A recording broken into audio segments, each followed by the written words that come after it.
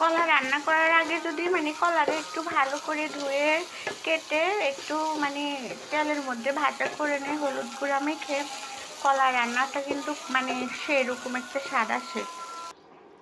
আমার কলাটা একদম মানে ভাজা ভাজা হয়েছে। এখন আমি এই যে এখানে সব কিছু দিয়ে কষাই ফেলতেছি, কষানোর পরে কলা বসাই দিব।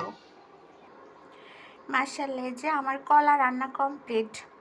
এখানে আমি কিন্তু হাতে পাটা একবারে পাটায় পিষে মানে মরিচ দিলাম একবারে।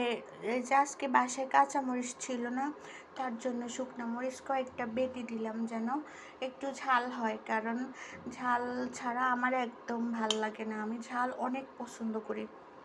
এই যে মাশাআল্লাহ, মানে দেখে মনে হচ্ছে যে তরকারিটা মানে কতটা লবণীয় হয়েছে। আর সত্যি বলতে আমি যখন রান্না করি অনেক ধৈর্য সহকারে রান্না করি।